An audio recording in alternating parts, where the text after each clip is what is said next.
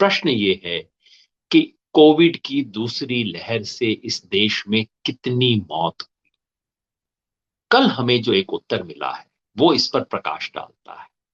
और इसलिए मैं आज सुबह के अखबारों में देख रहा था कि भाई कहीं तो जिक्र आएगा इसका, क्योंकि पहली बार हमें सरकारी आंकड़ा मिला है। अब तक अनुमान थे, अब तक हम सब तरह की चीजें देख रहे थे। आपने देखा होगा शुरू में ये सब शुरू हुआ था ये देख के कि गंगा में कितनी ये शमशान घाट की तस्वीरें जब देखी, और लगा शमशान घाट में लाइनें लगी हुई हैं, हर शहर से तस्वीरें आ रही थी, अखबारों में खबरें छप रही थी, शमशान घाट में लाइनें हैं, शमशान घाट पटे हुए हैं। लखनऊ में शमशान घाट में इतनी जल रही थी कि सरकार ने उसके बारे में, स्वास्थ्य के बारे में कुछ करने की बजाय बाहर उसके एक दीवार खड़ी कर दी थी ताकि उसकी तस्वीरें ना खिंच सके। वहां से संदेश शुरू हुआ था।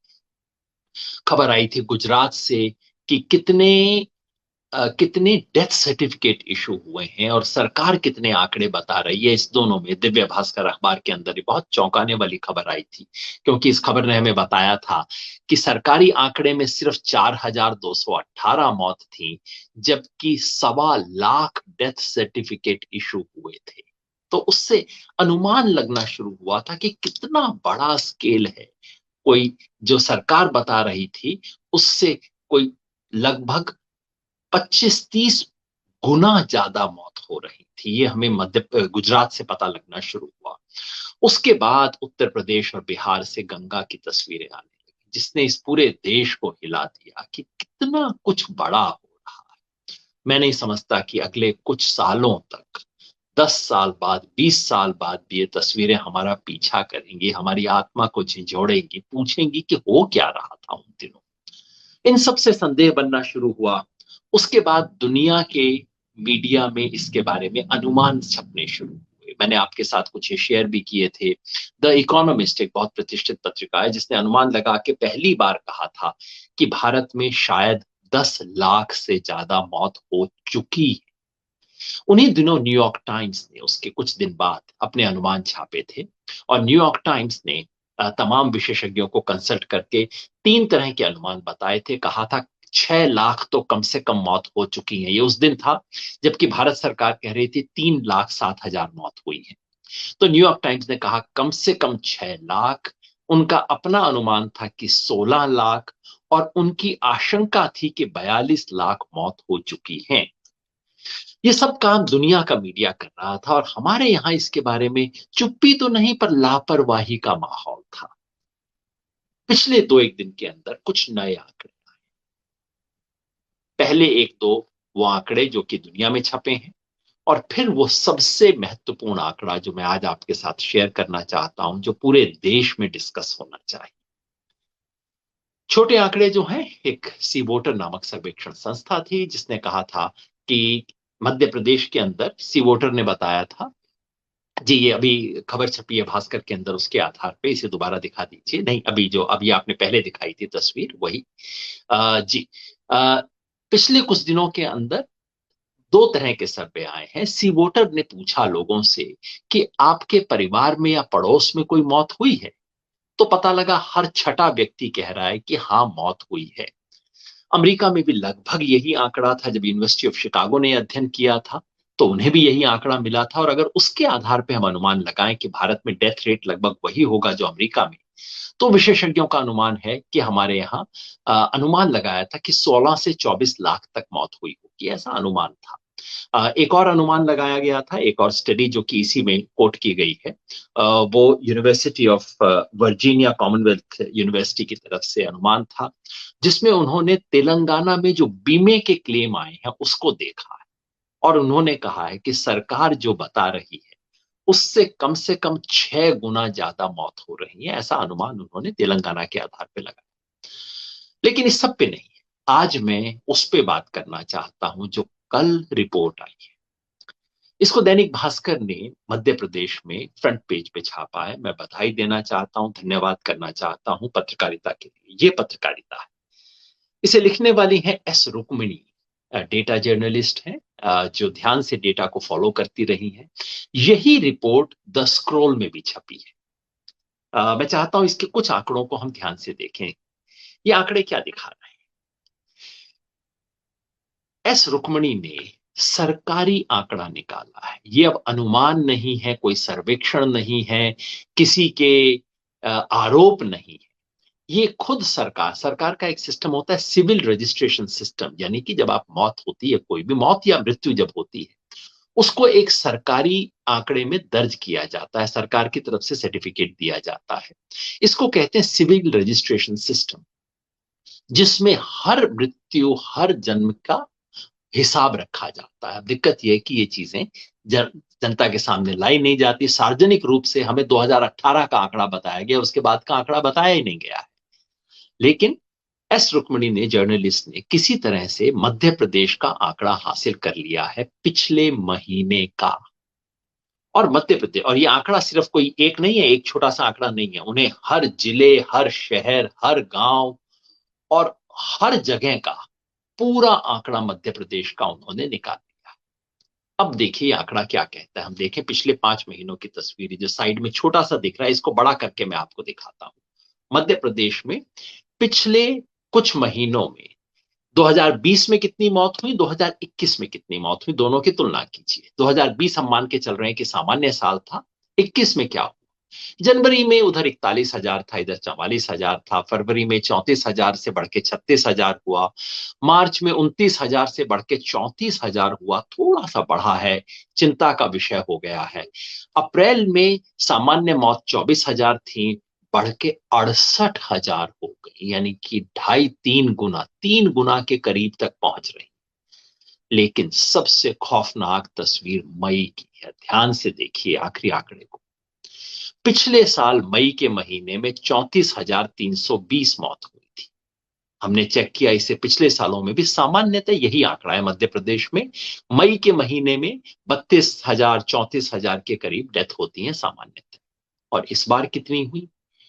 1,64,64,838। ध्यान से देखिए, 34,000 की तुलना में 1,64,000, इतनी ज्यादा, लगभग 5 गुना ज्यादा मौत हुई एक महीने में। सिर्फ एक महीने में मध्य प्रदेश में उतनी मौत हुई है जितनी उस प्रदेश में 6 महीने में मिला के होती है। और सरकारी आंकड़ा पता है क्या कहता है? सरकारी आंकड़ा आज तक कहता है कि मध्य प्रदेश में जनवरी से लेकर आज तक 4,461 मौत हुई है कोविड की वजह से। और उधर आंकड़ा दिखा रहा है कि सामान्य 34,000 से बढ़ के 1,64,000 मौत हो गई, यानी कि 1,30,000 एक्स्ट्रा मौत हुई है। और सरकारी आंकड़ा कहता है कोविड से तो पिछले 5 महीने में मिला के 4,000 मौत हुई है। आप समझिए क्या देख रहे हैं। बहुत भयावह स्थिति है। भारत सरकार कहती है पूरे देश में अब तक, पिछले साल से लेके अब तक केवल 3,70,000 मौत हुई।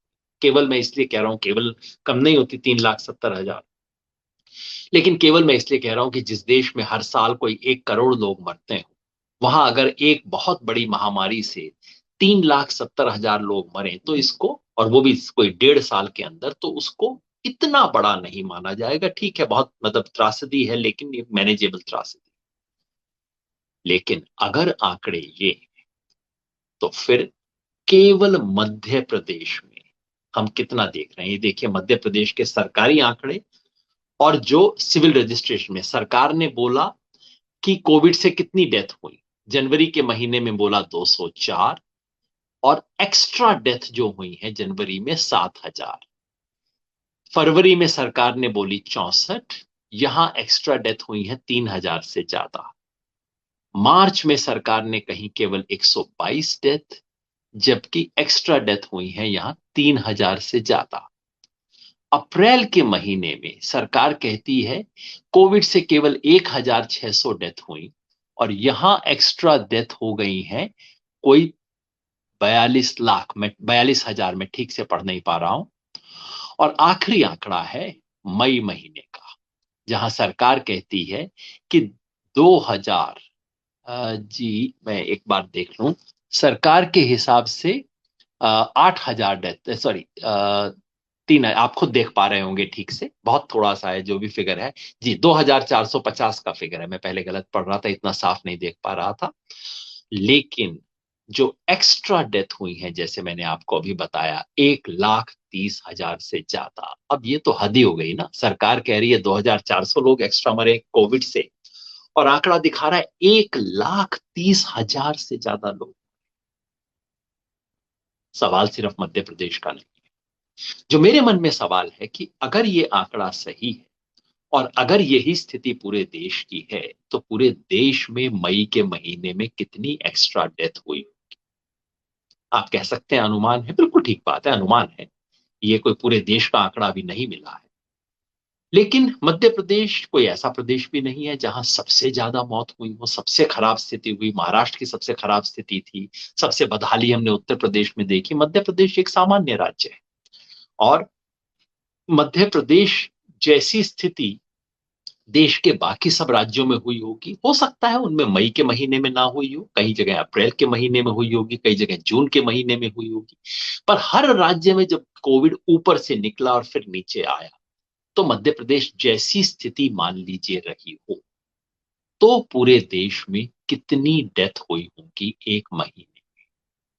बहुत साधारण सा गणित है, जिसको बैक ऑफ द एनवलप कहते हैं ना अंग्रेजी में। यानी कि आप बैठे और मैंने ये अखबार के उस पे पेज पे छोटा सा कैलकुलेट करके देख लिया कि क्या है। मध्य प्रदेश में अगर सामान्य से लगभग 5 गुना ज्यादा, यानी कि 4.8 गुना मौत हुई है एक महीने। पूरे देश में मई के महीने में कितनी मौत हुई होंगी? सामान्यतः एक महीने में हमारे देश में 7 लाख के करीब मौत होती है। 7,19,000 हमारे देश का एक औसत है सामान्य समय। तो अगर उसको हम देखें 4.8 गुना करके, तो इसका मतलब मई के महीने में पूरे देश में 26.5 लाख का औसत बनता है। 26.5 लाख मौत हुई। अब इसमें एक और पेच है। पेच ये है कि ये जो आंकड़ा आया सिविल रजिस्ट्रेशन का, ये पूरा नहीं होता। भारत सरकार ऑफिशियली कहती है कि हाँ, पूरे देश के अंदर सिविल रजिस्ट्रेशन का जो आंकड़ा आता है, वो वास्तविक मौत अगर 100 होती है, तो सिविल रजिस्ट्रेशन का आंकड़ा 80-85 के बीच में आता है। यानी कि वास्तव में मौत 26.5 लाख नहीं, कोई 34 लाख के करीब मौत हो, अगर उसी सरकार के आंकड़े को माने। 34 लाख मृत्यु एक महीने में। लेकिन जिसमें से 7 लाख सामान्य है, तो उसको आप कोविड के खाते में न डालिए। बच गया 27। कोई 27 लाख के करीब मौत। ये बहुत रफ आंकड़ा है, और जैसे मैंने कहा, इसमें एजम्पशन ये है कि जो स्थिति मध्य प्रदेश में हुई वही बाकी देश में हुई। कि मुझे लगता है कि एजम्पशन बहुत गलत नहीं है, लेकिन हो सकता है थोड़ा इसको वैज्ञानिक लोग, अर्थशास्त्री लोग, स्टैटिस्टिशियन, मैथमेटिशियंस लोग जरूर इसको बेहतर इंप्रूव करके बताएंगे, और मेरी इंतजार होगी, मेरी इल्तिजा भी होगी उनसे, मैथमेटिशियन से। अभी मैं मुराद बानाजी हैं जो लिखते रहते हैं, भ्रमर मुखर्जी हैं जो इस सवाल पे लिखती रहती हैं, डॉक्टर रिजो इस सवाल पे लिखते रहते हैं। इन तीनों से मेरा अनुरोध है, आप गाइड कीजिए ये आंकड़ा देश के बारे में क्या बताता है। मैं आपको बिल्कुल back of the envelope calculation बता रहा हूं, एक रफ पहला एस्टिमेट। शायद एक महीने में कोविड की वजह से 27 लाख, 27 का 25 हो सकता है, 20 हो सकता है, मैं इसमें विशेषज्ञ नहीं हूं। लेकिन सरकार जो कह रही है कि पूरे देश में पिछले 1.5 साल में कोई 4 लाख से कम लोग डेथ हुई है, और यहां पता लग रहा है कि सिर्फ एक महीने में 25-30 लाख लोगों की डेथ। इसमें आप वो जोड़ दीजिए उससे पहले के जो केसेस थे अप्रैल के महीने में जो बढ़ने शुरू हुए वो, और कुछ जून के केसेस जोड़ दीजिए जब घटते घटते भी काफी डेथ्स हुई है जून के अंदर भी, क्योंकि बीमारी तो मई तक काफी कम हो गई थी, लेकिन डेथ्स जो है 15-20 दिन बाद होती हैं, तो वो जून के महीने में कंटिन्यू कर। तो हो सकता है न्यूयॉर्क टाइम्स ने जो आशंका जताई थी 42 लाख मौत की इस साल, उस आशंका से इनकार नहीं किया जा सकता। ये सब खबर मैं आपको क्यों बता रहा हूं, आप सोचेंगे मैं क्या करूं भाई इसके बारे में। हम 2-3 चीज कर सकते हैं, और वो करनी चाहिए। एक इंसान के तौर पे, एक नागरिक के तौर पे। इंसान के तौर पे हम इस मौत को भूलें नहीं। ये मैं इसलिए कहता हूं कि इनमें से कम आधी मौत ऐसी होंगी जो बच सकती थी, अगर ऑक्सीजन होती, अगर अस्पताल ठीक से होते, बेड्स मिलते, अगर हमने तैयारी कर ली होती पहली वेव के बाद दूसरी वेव की, तो इनमें से आधी मौत बच सकती थी। ये बहुत बड़ा कत्लेआम हुआ है। अगर ये संख्या 40-42 लाख नहीं, अंत में 30 लाख निकलती है, हमें पता नहीं, बाद में पता लगेगा एक्सेस डेथ्स कितनी हुई। 30 लाख अगर निकलती है, तब भी 10-15 लाख मौतें जो बचाई जा सकती थी। इसलिए हम सब दो बात कर सकते हैं। पहला, सरकार से मांग करें कि आप सिविल रजिस्ट्रेशन के इस आंकड़ों को सार्वजनिक कीजिए। क्यों हमें जरूरत हो किसी खोजी पत्रकार की कि वो खोज के इस खबर को लेके आए? सरकारें इस चीज को सार्वजनिक क्यों नहीं करती? ऑनलाइन क्यों नहीं कर देती सरकार इसको? पूरा सच देश के सामने रखिए प्रधानमंत्री जी। दूसरा, ये civil registration system home ministry के तहत आता है, भारत सरकार के रजिस्ट्रार ऑफ सेंसस के तहत आता है। भारत सरकार चाहे तो इन्हें सार्वजनिक कर सकती है। इससे जुड़ी हुई चीज एक और है, सैंपल रजिस्ट्रेशन सिस्टम, जिसमें सरकार के कर्मचारी हर महीने घर घर में जाके चेक करते हैं कितने मौत हुई, कितने जन्म। ये आंकड़ा सरकार के पास एक महीने में पहुंच जाता है। कृपया इन आंकड़ों को रिलीज कीजिए, बताइए कि ये सच है या नहीं। सरकार ने बहुत ही भौंडा सा स्पष्टीकरण कल परसों दिया है, हास्यास्पद है। दुख होता है कि भारत सरकार दुनिया के सामने इस तरह की झूठ पेलने की कोशिश करती है। इस सारी महामारी में भारत एक बार फिर थर्ड वर्ल्ड कंट्री की तरह दिखाई देगा।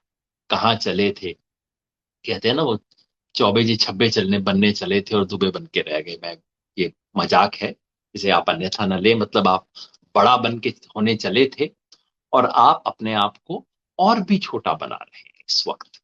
किसी पे आक्षेप नहीं कर रहा हूं मैं, लेकिन जो व्यापक चीज है, हम अपने आप को फर्स्ट वर्ल्ड बनाने चले थे और अब थर्ड वर्ल्ड बन के हम रह गए।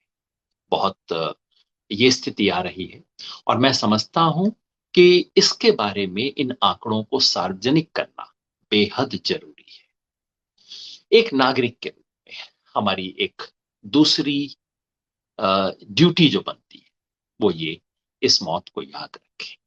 एक बात मैंने अभी कही 2 मिनट पहले, कहने के बाद मुझे खुद खेद हो रहा है। वो मैंने एक जो जातीय मुहावरा सा इस्तेमाल कर दिया, मैं क्षमा प्रार्थी। कई बार ऐसी चीजें समाज में चलती हैं, हमारी जुबान पे चढ़ जाती हैं और सोचने पे लगता है कि नहीं, उसका प्रयोग नहीं करना चाहिए, तो मैं पहले ही क्षमा मांग लेता हूँ। मेरे को ऐसे जातीय मुहावरे से मैं परहेज करता हूँ, पता नहीं कैसे मुंह पे आ गया, निकल गया, माफ कीजिएगा। लेकिन इस बड़ी त्रासदी के बारे में हम अपने आप को सजग करके रखें और सवाल पूछें। सवाल पूछना हो ताकि इसका पूरा सच देश के सामने आ सके।